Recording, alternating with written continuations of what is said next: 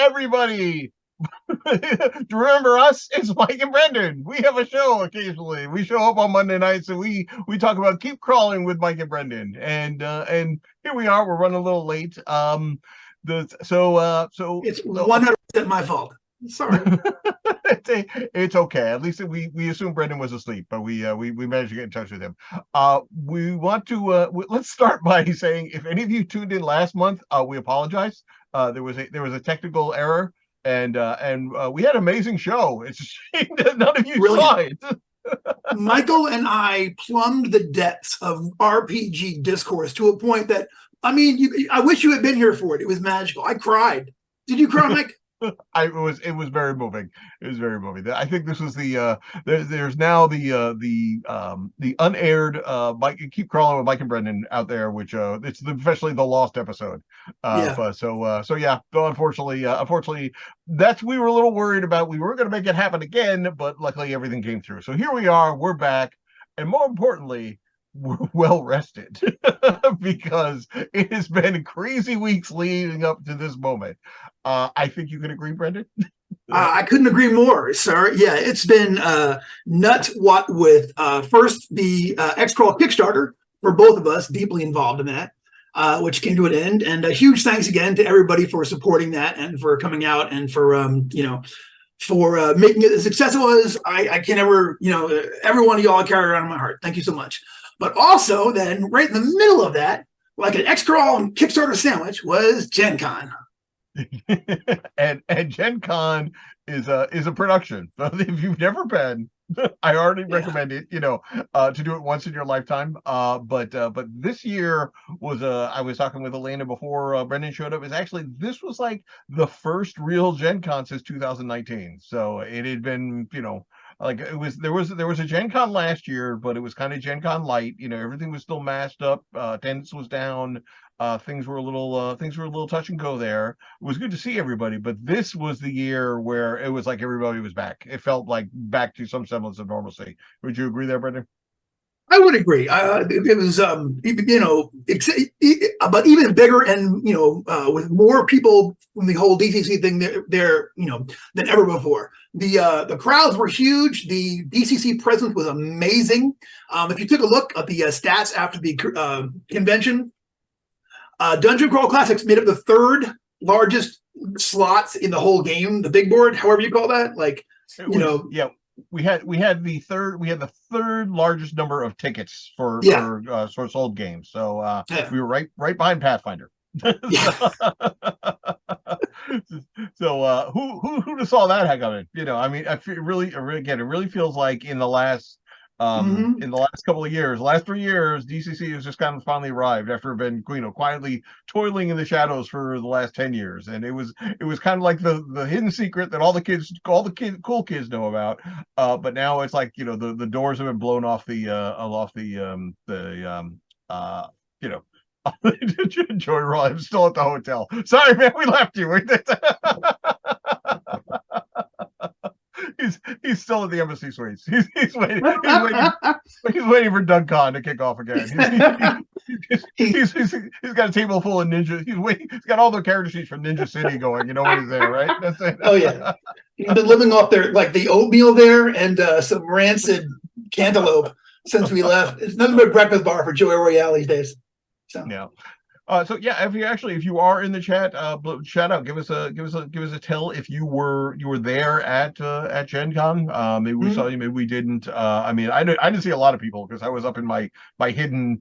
I don't at this point. I just goes. I don't know if I should just be offended, but they just stick me in the farthest away from all the action whatsoever. So it's just like I'm professionally at the little kids table. You were the eye in the sky. So. Mike had an actual skybox over Lucas Oil Stadium.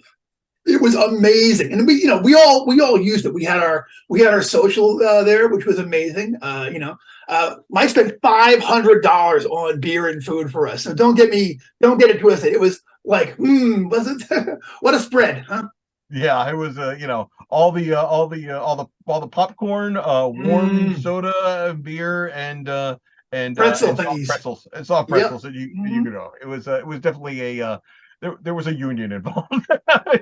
Yeah, they weren't pleased that we wanted food at 8 o'clock at night or whatever it was. Uh, So super fun though. we're not entering an orange spine DCC phase. Firstly because that's just too much orange. That spine's pretty big. I mean, you get away with it with just like a player's handbook, but that's I mean, that's like cars would stop. It'd be like, well, at that point. And Yeah. and Bangkok 65 was there. No, so yep. No. So I don't know if we saw you or you saw us, but yeah. Yes. No. Sky 2 says it was a Charlie Brown Thanksgiving Brendan style. Yeah, I like that. Yeah. So yeah. So I missed out most of the stuff which was going on down the floor, but we were doing Twitch shows and everything else. It was kind of like the kind of quiet getaway. Yeah. My only complaint was like I could have used a bigger table. It was Sure. more like a table for like serving hors d'oeuvres than running games around. But Yeah. I mean it worked out. So it was fine. I had fun, and it was a good time up there. And I mean we were almost on the 50-yard line. I mean I had never been in a Amazing. skybox before. I mean the suite next to us was owned by Lucas Oil, the Lucas Oil, and had an awesome horseshoe shaped bar, as you could like it. We really want that one. I mean, there'd be nothing like have everybody sit around a table. That's it. Like forget like the Sultan gaming table. You just like get a horseshoe bar, like blackjack deal. You just stand in the middle and run games for everybody, and you can just turn around. That'd be perfect. That's it. That's my fantasy gaming setup. Is that the blackjack setup where you're kind of there and you can like face. Let me ask you, Mike. Did you at any time during the convention were you able to set foot inside the dealer's hall before either like when it wasn't set up or breakdown? Like were you there at all? No, I was not. I was just my schedule did not allow for it. I had 9 o'clock games every day, and with that being Lucas Oil, you have to walk down there, and I had to get down there early. So I walked by it where like people were heading in, but I didn't poke my head in. I had stuff going on. What about you? Not once. And, and it's exactly that. It was a half an hour walk from our hotel to Lucas Oil, like dodging cosplayers and games of werewolf going on and whatnot. And it would have been impossible. Like to, I would if I had games just like you, so I would have had to like leave, get there, and turn right around and come back. It was crazy, but it was so much fun. I loved our little like Lucas Oil section over there. You know what I mean? I love that the tournament was going on around us, and I got to run a few games in. That's right, the Wizard Van, y'all. Did you run all of your games in the Wizard Van? I mean, you seem like you were in there all the time. Yeah, all but one. For some reason, one day I wasn't scheduled to have it. But when I got there, they had me listed on it in the on the hand schedule they had, and because of that, like I got shifted into the van. But the person who had signed up for my game, one of them didn't find me. I felt really bad about that. I don't know who it was. So if you're out there, my apologies. Reach out to me. Email me, Brendan@Goodman-Games.com. Let us make it up to you. I feel real bad about that. And but other than Brendan will personally fly to your house and run a game. I'm going to come. I'm going to write a game. I'm going to write a new adventure on the airplane and run it for the first time. Why else would anything be different? Yeah, well, like I have to get on a plane. I'm going to run games when I land. I should have something ready. That's so no. Just Tim O. White says describe the smell of the Wizard Van. So here's the thing, right? The Wizard Van smells like, and I'm just going to say this, history.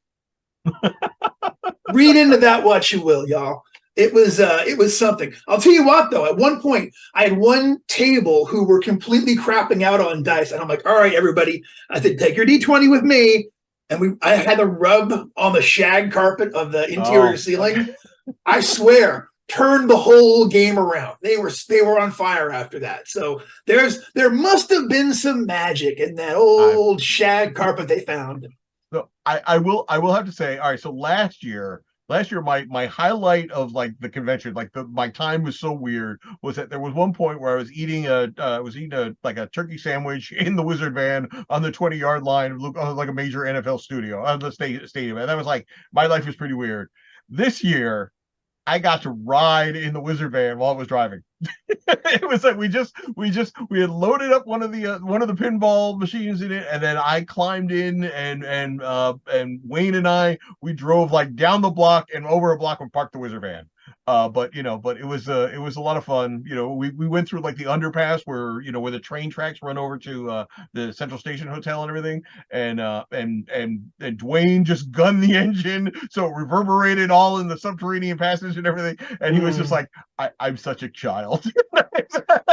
I said, yes you are, but I mean that's half of us anyway, so yeah. Yeah, it's fantastic. So it was an interesting experience. So it was, for one thing, it was super quiet.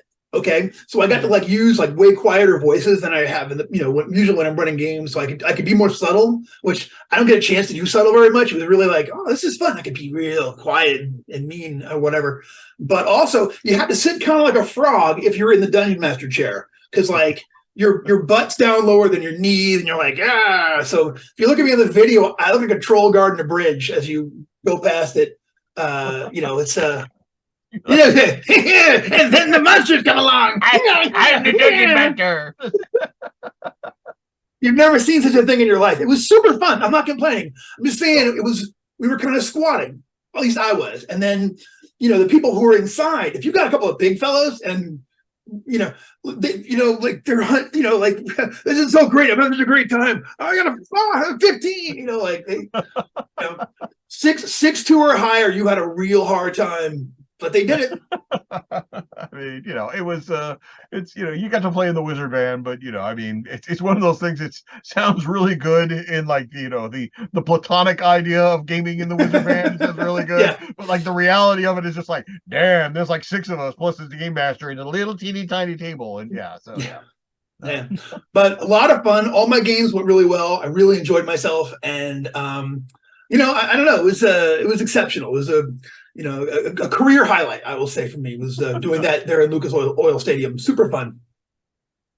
Jenkins Ken says that I returned to work after Gen Con. The first thing I said was, I need a Wizard van. Now, let me tell you something about the Wizard van. The Wizard van is like a boat. The happiest day of your life is the day you buy the Wizard van and the day you sell the Wizard van, because there's a lot of work to be done with the Wizard van in between. I mean, oh my gosh.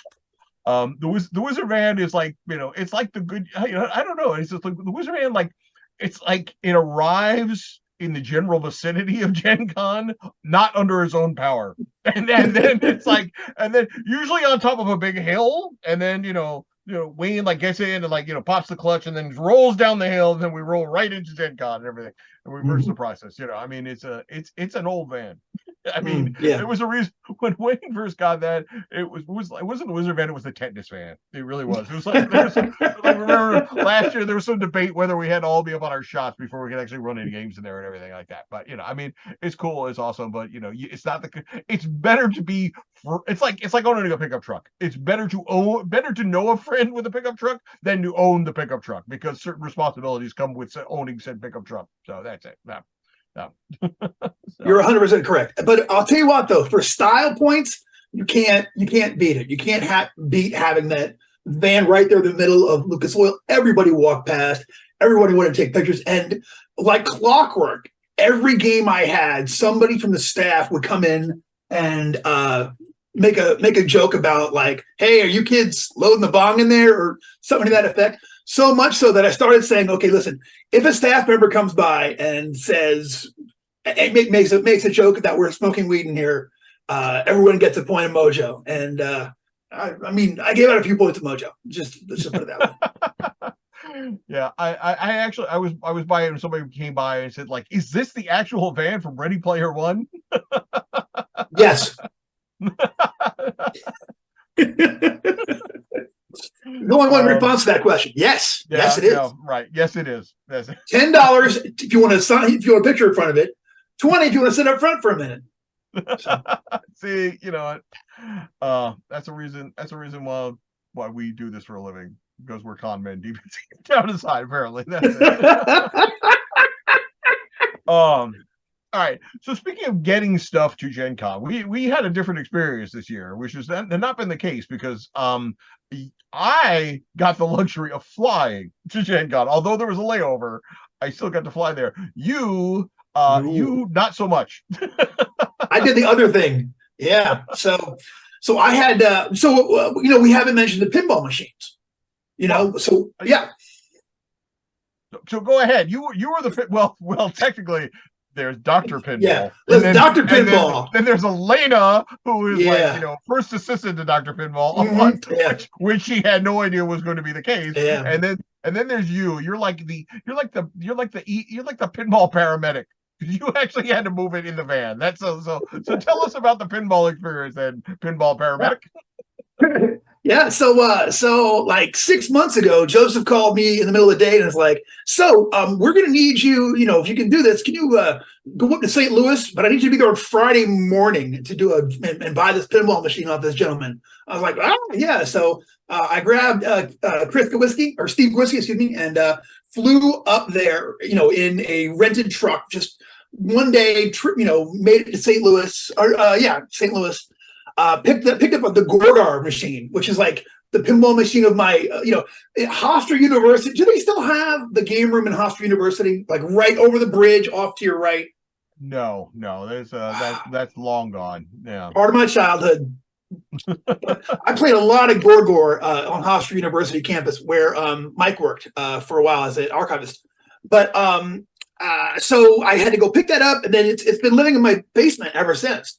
So the Monday before Gen Con, I rented this ginormous diesel monster pickup truck, loaded this up, also loaded up not one, not two, three booth people, before me, I had Steve, Matt, and Caitlin, and drove all the way up to Dieter's place. I can't think of where, in Louisville, and picked up this pinball machine number 2 there, got that to Indianapolis, and then the next morning unloaded those, and then had to go to Fort Wayne to pick up number 3. That's all I did all weekend was drive around pinball machines. So Yeah. it was Unlike exciting. Elena, who spent all like the first 2 days, trying to get Gorgar to speak again. That's it. I know. So I'll tell you what though, it was like seeing like someone see their first Cadillac when Elena saw the pinball machine in the guts for the first time. You could just see her light up. It was like the Holy Grail. The thing opened up, the light. Oh, she was just like, it was a beautiful thing. yeah, it was definitely there was a lot of people had a lot of fun playing them. We had them at the booth. Every year the booth gets more and more grand. I mean, who knows? I don't know what we're gonna have next year. I mean, there's been talk, but who knows at this point? I mean, every year it's like Gen Con is like, do you want a bigger booth? And like every year we're like, yes. And yeah. So we'll see. I don't know what Wayne is currently tinkering on. He might be brainstorming right now. He didn't tell you? No. Yeah, he's 2 inflatable noodly guys. Both of them look just like Harley. Oh, okay, that's it. Yeah. So the wig. So it will either be yeah, right. It'd be amazing. Blow your mind. Oh, that's what we need. but Harley from the color of Love Mutants, right? So that's yeah, right. But because why not, right? Absolutely, gotcha. No. Yeah, so me, I got to fly. I stopped over in Baltimore and I read my book for a little while, and I got back on a plane, and before I knew it, I was I got there, and Grape and I, we shared an Uber into town. So nice. He was he arrived shortly before I did, and we got there, and then it was Gen Con. I mean, we got in on Monday this year. Every year, like, it starts got in Monday and went home on Monday. So yeah, it was a long time. But yeah, and some of us didn't get home. Some people did not get home on Monday because some people had to move. Some people who drove had to get all the stuff that didn't go, that we didn't sell at the booth, had to move to the warehouse, which is like 2 hours away or whatever it was, hour and a half. But luckily, when I had a ticket and I was going on vacation the day after, I got to skip that. So I was very happy about doing that. Yeah. But anyway, it was good. Like I said, it was like the first full Gen Con since 2019. And I mean, everybody seemed happy to be back. I mean, as far as I know, nobody like in our little group came down with COVID. Everybody came, but now Brendan and I, we got boosters just before, and we were like, well, let's go do this just to be on the safe side. And I mean, it was good hanging out in the Embassy Suites, in at night doing our usual thing, playing stuff, and I mean, It was who knows? marvelous. Yep. I mean, Yeah. yeah. So, So, what did you run? Oh, what? Oh, okay. No. I'll say, what did you run for games? What did I run? I ran I ran 4 games. I had a game every morning, 9 o'clock. As I said before, if you show up to a 9 o'clock game, 9 o'clock in the morning game, you were there to play. So you were not there, because you just so I love 9 o'clock gamers.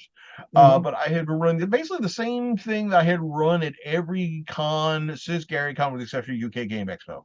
I was running my basically what I call my spiritual successor to Frozen in Time, which is kind of like it picks up immediately after the events of Frozen in Time, and there's a volcano and melting serpent men and stuff like that.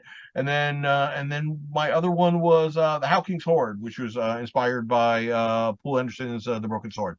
Both of them written to be done in a 4-hour con slot, and both of them delivered. So by this point, I had run them enough times that they were often. So yeah. Outstanding. So I'm sensing that you ran X-Crawl. You are correct, sir. Yes. X-Crawl is my life these days, man. So, yeah, I ran a new X-Crawl adventure that I've just been running over the last couple of months called Dungeon City Limits. Which I don't know. It's evolved interestingly, but it is an adventure that actually takes place outside of the X-Crawl arena. A bunch of X-Crawlers have to, for reasons, have to go into a real-world dungeon that they're starting to retrofit and make it ready for an X-Crawl match. So it was a lot of fun, and I saw some brilliant role play, had some fantastic players, really good time this year. Like not a bad table. Tim L. White says, is Willie Nelson playing Dungeon City Limits? Oh, that's funny. Yeah, maybe he. Whenever time I still think of like James Earl Jones, like this is FUN. This is because I'm always going Mystery Science Theater 3000 City Limits with Ray Don Chong and City Limits. Mhm. That's what I'm always thinking whenever I hear City Limits. So that's what I thought it was. And I think Kim Cattrall too. I think that starts the Yeah, Crow Team yeah. Robot love affair with Kim Cattrall. Yep, So, that's her first one. That is so funny. Goodness gracious. no. We just watched Hillbillies in a Haunted House recently, which is I guess that's actually a riff tracks, but it's the same crew, and boy, it just killed me. This isn't our normal movie show, but if I have you seen, or so I will recommend a movie to you, Brendan, and anybody else who might be within the sound of my voice. All right, so if you are only going to see one Polish horror musical about mermaids set in the 1980s, you have to check out The Lure. The Lure, Okay. Lure. Right. Yeah, it's an awesome little thing. It's as I say, it's about 2 mermaids who join a rock band in 1980s Berlin and have to keep eating people. So yeah, no, it's I mean, that mermaid. Absolutely. Yeah. It's pretty good. We saw if I can recommend you one, you probably already seen this, but it was amazing. I hadn't seen it since I was a kid, and it completely blew me away with how awesome it was. We watched the 1925 Phantom of the Opera this week. And boy, Lon Chaney with the crazy makeup and everything, and the gestures, and it's all silent and everything. It was just spectacular. I've gotten obsessed. Like I started doing the audiobook during my walk, and it's just like it's really something. It's absolutely exceptional. It's a classic for a reason. That's right. Oh. All right. So where were we? We were talking about X-Crawl. We were talking about X-Crawl. Because it was hot on the heels of we hadn't quite done with the Kickstarter yet, but congratulations. Thank you. What was the total offhand? I missed it was like 240 grand. It's 236. I wanted to be weirdly, after being like having a strange dollar amounts the whole time, it wound up at 236,000 on the nose, which is great. Like because I can remember that. So yeah. So, but yeah, so you were doing X crawl, I was doing my thing, and there was a whole bunch of other people there doing their thing too, which was most importantly, and I think you're gonna, because I know some of the people here in the chat were directly involved in this, which of course was the DCC funnel experience. Now, Mm. I mean, and I can say at the point that Brendan and I were directly responsible for all the fun you had, but that's just me basically saying, I said, Brendan, we're gonna run a funnel, come up with something. My role was really easy. I just kind of I told Brendan, I said when this is done, I said I want people this good. We have to do it in 3 hours, and when it's done, I want people to walk away from the table and say, "Damn, that wasn't D&D," and you delivered in full time, because I've heard nothing but good things about the funnel experience. People are still talking about the not the ill riggers, The galley jacks and galley jack. Yeah, they're the prize takers are the villains of right. that piece.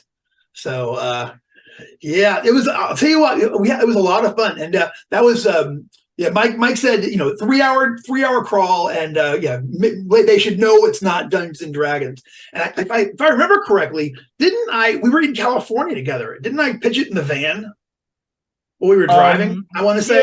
Yeah, because we talked about the demon at first, like with Yeah, the mantis headed thing, and then kind of it got from there, yeah. and Mike was then like, "Make that a demon." I'm like, "Yes." So so ain't got to tell me um twice. yeah, and I think it was like about 350 people played through the funnel experience, like over the course of that weekend.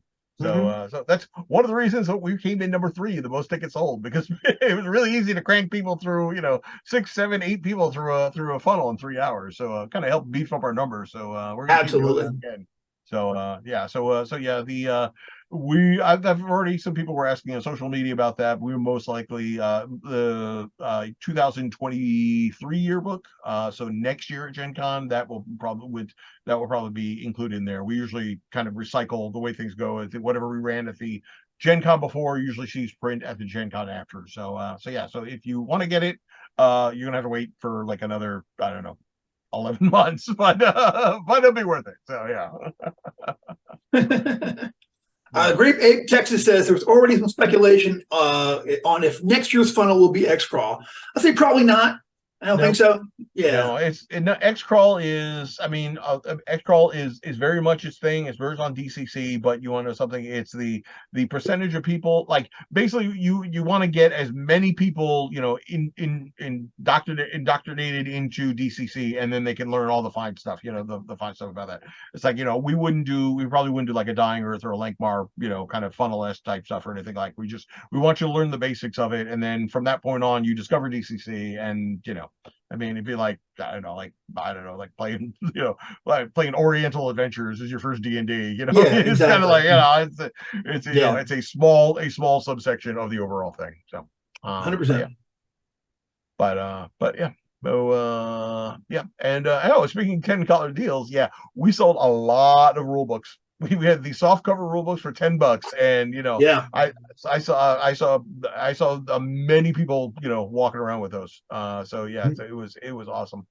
yeah. Um, it was For $10, I literally had someone go and buy one so they didn't have to walk back up to their room and get theirs. Like, oh, I mean, it's better to spend $10 here than I mean, I mean, good there deal. comes a time. There comes a time in your life where time and money, and you're just, what, it's worth $10 out of my pocket Hmm. to, avoid walking back to the embassy suites and back of that. No. Yeah. Great Bed says, what about the tournament? Yeah, we're, I don't have an official statement for next year's Gen Con tournament, but It's who knows? it's possible. It's still too early. I Too mean, early. really, it's like, I haven't even, my suitcase hasn't been packed away. Like the first layer of dust hasn't gathered on the suitcase yet. So yeah, so it was it's always post Gen Con is a time to recover, and I'm still getting caught up with email. So but it's like it was like 3 weeks ago, and so after Labor Day. Then we'll like after Labor Day, we have to submit our events for Gen Con 2024. It feels like every year, Oh my But gosh, right? I am. Yeah. The funnel will not be available on the website, as far as I know. It's like, yeah, the annual it may be a long wait, but it's sometimes good things are worth waiting for. So that's it. No. Um, but yeah.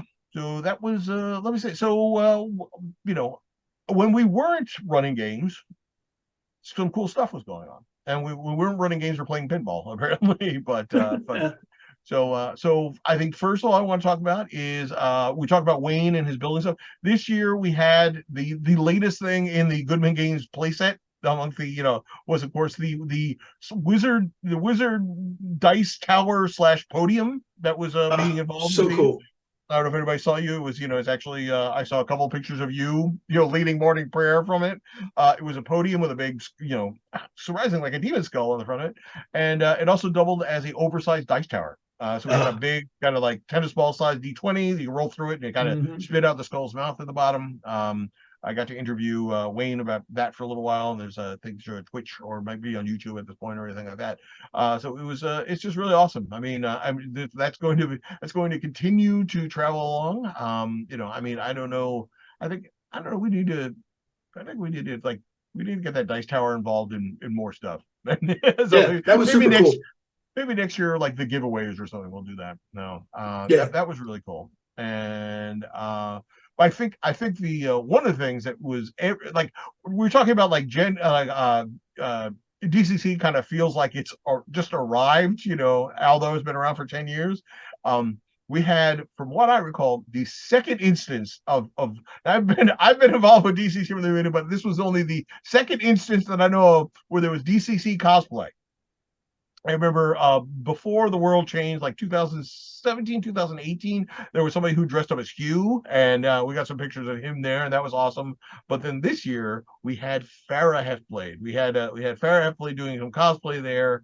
I know you got some great pictures Oh with her. yeah. I think her name was Morgan. I think we kind of tracked down who she was, and we might It's be a asking her, "Hey, we're going to plaster that all over the yearbook next year because that was just so awesome." How cool is that, though? I love cosplay, and I will never not be thrilled by. Oh, that's 15 points of damage right there. Goodness gracious! Yeah, I'm not coming back from that one. I don't think. Well, we can always roll your body in shape. That's Roll it. the body, baby. That's what happened. Uh, so yeah, so I mean, that's awesome. We're I'm hoping this trend continues. Yes. I'm waiting for somebody to do it was Chuck Plimpton. I want to Yeah. see I want to see Ratface. Mm-hmm. I want to see I mean, Filter Took. Cesar Khan. Cesar Khan. Well, I mean, that's the thing. I've had discussions with Harley. Cesar Khan never shows up. That's it. That's kind of like Yeah. the plot line. You're always kind of following in the wake of Cesar Khan. He never actually meets Cesar Khan. So that was it. No. But yeah, so it was a lot of fun. Joe, she was playing one of your games. So Ninja. Nice. So that wasn't not Ninja City late at night, but so that was that. Excuse me. Um, you missed out on this. But we had the three pinball machines at the booth. That we weren't allowed to play. I was like, a couple, few like 70,000 points into Sword of Destiny or whichever one it was, and Chris Doyle comes up and he says, we're not allowed to play that. I said, I didn't hear that. Nobody told me that. But I think it was like Thursday night, while you were probably you were doing, that's right, you were doing the demos for like the Mm-hmm. exhibitors and everything. Yeah. But there The was demo, air quote demos. No dice were rolled. Yeah. no dice at all. But some of us went to Tappers, which was a bar arcade in Indianapolis. And it was a lot of fun to be there because they had like, you go in there and like the kind of the main bar area is all like, retro stuff. I mean, they had Miss Pac-Man, they had Ghouls and Ghosts, they had, Street Fighter 2, all the rest of that stuff. Um, and those were all free to play. And then like in the back room, they had more modern stuff. They had a lot of pinball machines back there. The reason and nothing against Tappers because obviously your business model works, but the reason that all the vintage arcade machines were there is because they were vintage arcade machines and the controls were a little janky. So I remember trying to play Miss Pac-Man and kept going back. I couldn't like turn left. I had to keep going past it and everything. There was Gauntlet, and I think the elf only went left and right. But so yeah, but the pinball stuff was awesome. Like once we got to go back there, I dropped $13 in the Hobbit pinball game. Then it was like, and like my first game was amazing. I had so much fun playing that, and then I figured out how the game was supposed to be played, and my my score went progressively worse as I was actually trying to play the game and not just mashing buttons like a deranged like sea lion. I mean, it was just like but like now I want one of those. I was looking online. I was like, oh, no, I want one of those. I'm not going to get one of those, because I have better uses for 10 grand. Let me tell you. So, yeah. But that was fun. That's it. It was good to do that. I think we had they had one of they had like a Queen Bee, I think, which is like this or Killer Queen, whatever.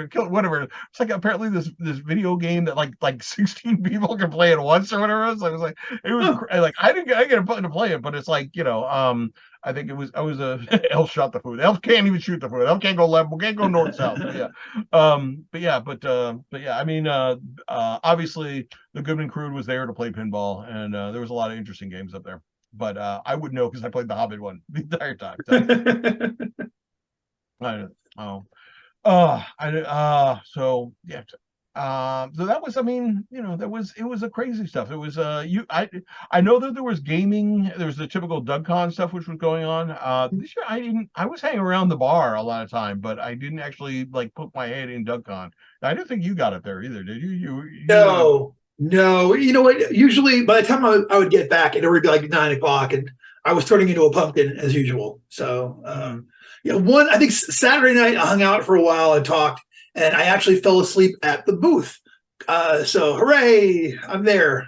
I'm that guy. It's me. Oh, yeah. But I mean, it was like I said, it really felt like it was the first time we were back in quite some time. It was good Yeah. to see people. I mean, I was very helpful. I mean, I was always good to hang around with your fellow nerds. I mean, there was these two guys. They had this big pallet full of, like, magic cards and everything. I helped them out. Helped them get it out and load their car. I mean, it was, just trying to pay back to the community is what I'm saying. That's so cool. That's Yeah. so weird. I bought a bunch of those. They were letting them go cheap at the airport. So I got my 2 big boxes. Christmas is taken care of, Boom. All my magic friends getting some little card for you, card for you, card for you. Discount, baby. I'm gonna love it. Yeah. It was this was the year of Lorcana, the Disney, basically Disney Magic the Gathering, and the lines were crazy. They were like I heard that they were allowing people to line up at 6 p.m. the day before in order to get in line and get your first grab at them. And then I heard that there was some issues with like line management not working out so well, and like people who didn't stand up at from 6 p.m. the night before were able to just like saunter in. That led to a lot of bad feelings. Shame. Personally, I said I'm not standing online at 6 p.m. for anything that opens the following day. I don't care if it's tickets to see Jimi Hendrix opening for the Beatles. I'm sorry, I'm not doing it at this point. It's like, yeah. So, one of the reasons why I don't go to Comic-Con in San Diego. I'm not crazy enough that stuff. No. But I mean, if you love Disney, if you love magic, I mean, obviously that was the place to be. But so yeah. And it looked like they were having fun too. I saw, like, I had to walk down that line at one point, and it had turned into a kind of a refugee camp where like people had like games out, were playing online. They had like minis and everything, and like a lot of folks were doing TikToks and stuff. I mean, I think that it became its own ecosystem. So. Respect. Either people actually they were selling cars online. They were opening their packs and turning around and dealing with the guys buying them and everything. So I mean, if that's your thing, man, more power to you. But I mean, I'm not going to gatekeep and be your try to police your fun and everything. But I mean, I'm just saying that it's not for me. Give me a skybox and a $10 DCC rulebook anytime. This was a year I packed kind of tight. Like I did not want to check a bag. So I just had like my little carry-on stuff for 8 days of like clothing and everything. But I did like 2 rounds through the vendors hall over the course of the weekend, and there was there wasn't real. I stopped by Games Plus as I always do, and just to see like what they might have used stuff which I could use, and didn't really have anything this year that I felt like dropping in, and so I came home with like a box of plastic Lord of the Rings miniatures and a copy of Crawl 13, which was given and handed me directly by Reverend Dak. So did you end up getting anything? Did you do any shop? I mean, I did zero shopping, but I did get a couple of things. I got a couple of gifts this year, including Joy Royale. I'll tell a couple stories. So Joy Royale got me like my holy grail game, the game I've been looking for forever. Here's the thing: when I'm stocking a game, I won't go online and just order one. I go to used bookstores. I hit Games Plus and all these places I can. But there's one that's been eluding me forever. Even in England, where I should have been able to find a copy, I could not. But Joey got me a copy of Lashings of Ginger Beer, the RPG. Yeah. Mm-hmm. I'm not saying it's a good game, Curtis. I'm not. I want to bet just one that I really wanted. So Lashings of Ginger Beer. It's a parody of a farce of a very weird old of a right up my alley of a satire, right? So there was a TV show. I think it's in the 60s in the UK, and that came from a book series called The Famous Five, and they were essentially like five privileged UK kids who would go around on their bikes, ride around, the countryside, have adventures, get involved in mysteries, all this kind of thing, So, imagine a really genteel Scooby-Doo with no monsters and no real danger, So they they did a very funny, the most English role playing game I've ever heard of. That's it. Yes. It's like. Exactly. This is definitely like the left hand version. There's like Warhammer, and then there's let's just go around and see what's coming out on the heath. Like that. Yeah. So they did a really Adrian Edmondson, and then a very funny parody they have it is how I got to know it. Where they would they would be these obnoxious kids riding around and just inviting themselves to eat you out of house and home, and maybe solve mysteries, maybe not, but anyway, ever since I first heard of it, I'm like, I cannot believe someone actually made and published this game. I must have it. And Joey found it and got me a copy of it. So thank you so much, Joey. I cannot tell you how I treasure that. It's like, and I'm going to make you all play it. They're my Sunday morning games. So get ready. Get ready for some Lashings of Ginger Beer. It's coming. Here's the question though. Does it have a GM screen? It did not have a GM screen.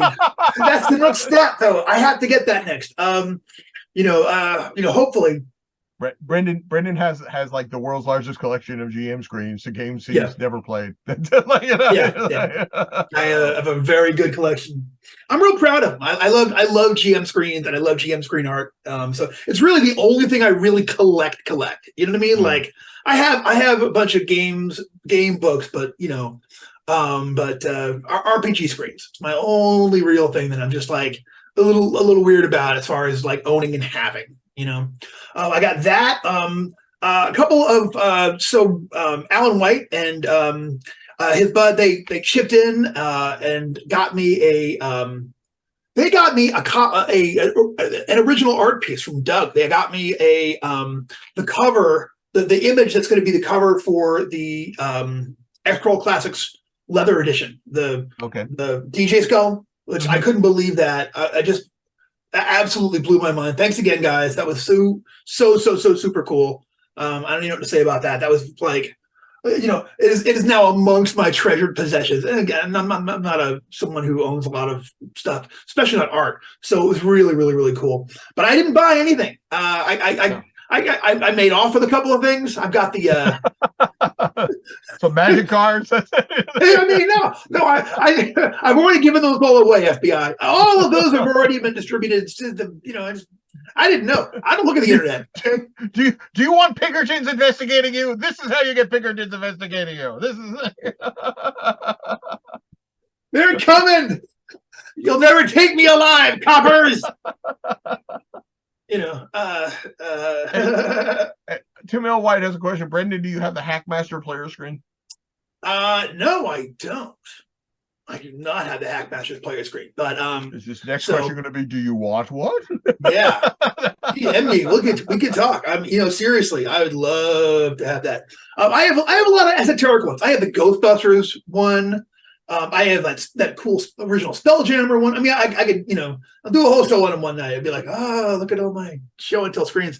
I'm just crazy about them. And I think when you're a player, you interact so much with the screen art. It's so important. It becomes the searing image in your brain when you're player side, whatever that art is on the outside of them. And the art, I was so sucked into the art on the back of the two original GM screens, the orange ones that you got with original AD&D.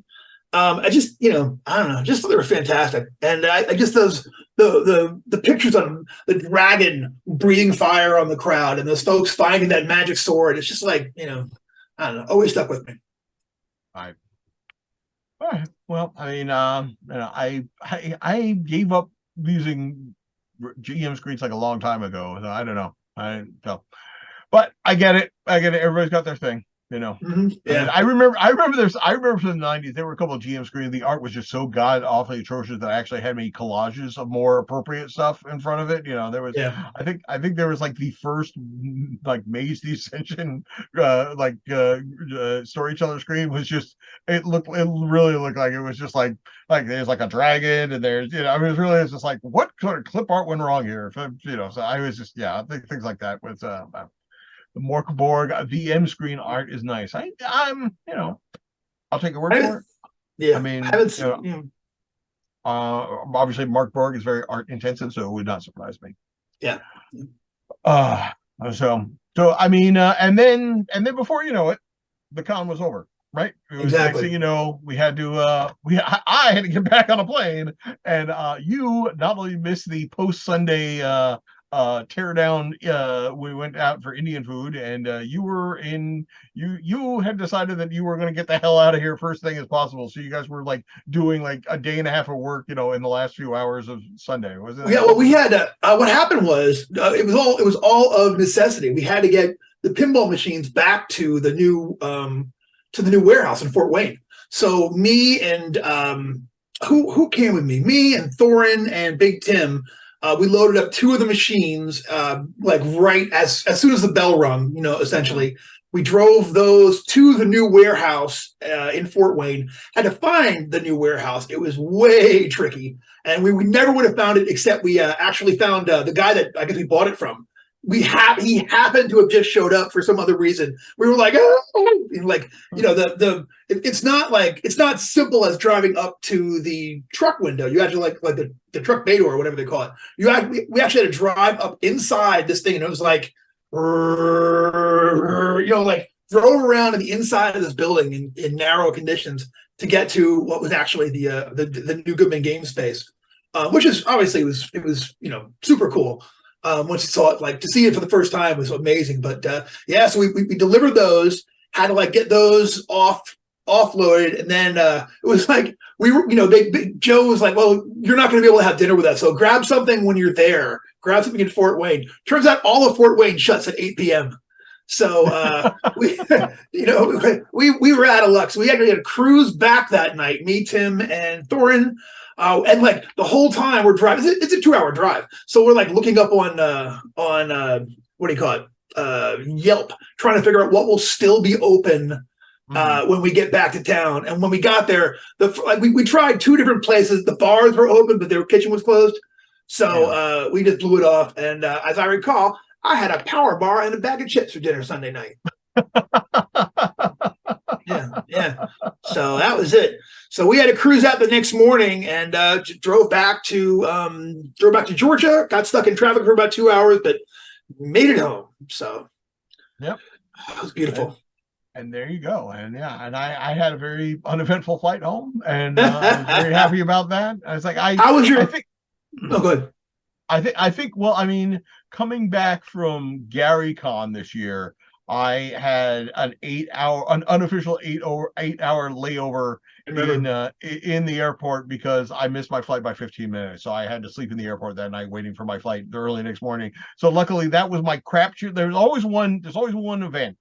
Something always goes wrong on one flight every year. So that was it. I got it out early, and then the rest of the year was really good. So, but what were you going to say? I was going to ask, how did your recovery go? What did you do to do your post? You want to talk about that? What you did after Yeah, the? I did what has now become tradition because 2 years in a row. So after I got back, the day after I got back, I got in a car and I drove up to the Catskills, where I rented a tiny cabin for 3 days and 3 nights, and just basically, as I was telling Elena before you showed up, after talking with 70,000 people, I talked to 4 people. That's it. I thought of like the entire time I was up there. One of them was like the barista slash cashier at Inquiring Minds bookstore and cafe in Saugerties, New York, where I actually got home with some appendix and stuff. I got some Lynn Carter edited anthologies, and I got a really cool illustrated book of classic sci-fi stories. And yeah, and then I went to the highest waterfall in New York State and basically just decompressed for a couple of days and read my $10 DCC rulebook and started going through that and realizing like, okay, I've read this in a while, and like, wow, I forgot that rule exists. Yeah, so yeah, there's a lot of that. But yeah, it was good. I mean, and luckily last year when I did it last year, it worked out well because I came home with COVID and I was isolated for a couple of days and wasn't spreading around. This year, I was actually got to enjoy my time there. So I got a little bit of con crud, which actually I still haven't lost entirely, but yeah, I mean, it's could a lot worse. No, but yeah, and Cool deal. that's it for me this year. I know you've got some stuff going on, but although actually I was telling Elena I might be doing something stupid in October. It was actually the same weekend of MEPACon, so I may wave at MEPACon as I drive past it because actually, so I no. So I'm going to drive down to Baltimore on the Thursday before MEPACon to see a show, and then Friday was going to drive home. But now Friday I might be driving to New Hampshire to go to a Tolkien conference. So I might Ooh. be driving from Baltimore to New Hampshire on Friday, gonna do a 1 day Tolkien conference on Saturday, and then getting back in the car and driving back to Long Island. Oh, So yeah, so it's a wow. crazy couple days. So yeah, Oh, that but sounds really fun, cuz. yeah, I mean, our time in this world is finite, so you might as well do fun stuff during it. So all right. 100%, 100%. So a couple of orders of business before we sign off for the night. I know we have two of them on here, but first of all, I was going to mention it on Mauve Mike, but we didn't have Mauve Mike this week because basically we talked about everything while we were at Gen Con. So if you want to Mhm. see what's happening at Mauve Mike, you can go check out the Twitch show that Chris Doyle and I did on site. We talk about kind of what things going on, and we'll be back next year. But so uh a call it some of Haley Sketch. Haley Sketch has been part of the DCC community since she's been really little smaller and in pigtails. She is doing something awesome this year. Well, this coming year at Gary Con is she is actually thinking about, because her experience with DCC is she always played with her dad, and so she kind of had that experience of being introduced to DCC with like with like a daughter father kind of thing. So she wants to run at least one, possibly more sessions of basically parent kid DCC. So like they basically a parental figure and a child or more will come and play DCC perhaps for the first time with Haley, and so she's just trying to get some numbers about that right now. So if you are at this point thinking about trying Gary Con and you have a small child, or I mean, if we assume somewhat younger, like if you're a 28-year-old kid, it's gonna be a slightly different story. But this is, if they're but if you are interested in doing that, did we say we can give your email address, Brendan, or Yeah, it's totally fun. Yeah, 100%. Yeah. So if you're thinking about doing that, we're just trying to get some numbers, and they want to get those passed along those to Haley. So if you're thinking about that, or if you know somebody who wants to do that, drop just a quick email to Brendan at Goodman-Games.com and just saying, hey, I want to do this. Let Haley know. At least we got one or two people or seven people or whatever like that. So we know. So Haley knows if she should just submit one event or like 8 events or whatsoever. So it's also pretty good.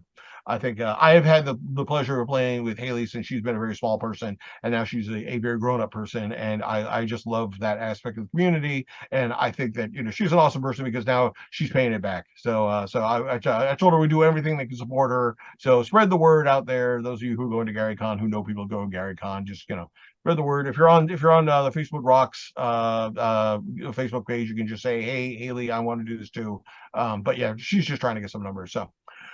But so as folks, as longtime viewers know, we usually end the show with our sponsors, and then we've got two very important sponsors going on this year. Actually, we're kind of sponsoring them because two people very close to the DCC community are going through some tough times right now. As we know, here in the United States, we have some wonderful healthcare. I say that with tongue firmly planted in cheek, and so two people right now are facing some a lot of health and kind of health related expenses. Those, of course, are Reed of both Umerica, under Crawling Moonfin, and of course Jess, our beloved customer service representative. She's also been laid up for quite some time. Both of them have GoFundMe's right now, and we'll drop the thank you very much, Brendan. Thanks for dropping the links in there. If you can, every little bit helps. I have $5, $25, $1,000, whatever. I know they'd appreciate it, and this is an awesome community. We help out everybody, and if you have the time and you have the funds and wherewithal, I know that Reed and Jess and Brad would certainly appreciate that. So please, and of course it is all tax deductible and whatsoever. So there you go. You give a little good thing around. I mean, Yeah. I have my I did my good deed day.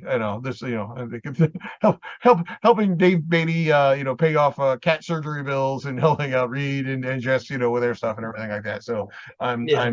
I'm apparently hoping for trying to pay off that karmic debt that I've accrued over the last 50 years. Right. So. All right. So I think that's about it. That's our Gen Con wrap up. I know those of you who were there, hope you had a great time. I think every year we try to do something bigger and better. We're already, got big plans for next year, and should be even more awesome. So that's it for us now. And Brendan and I, we'll have to get back to you about when our next show is going to be, but we're going to try to get things wrapped up. And of course, we're anticipating our Halloween show, which is coming to tradition this year. So maybe we'll talk about scary movies and whatsoever. But so that's it, everybody. So thank you very much for tuning in. Have a great night. Have a great Monday night, and have an awesome Tuesday when it's back to the real world. So all right. So that's it for Brendan and I. And until the next time, keep crawling. Thanks, everybody. Be well.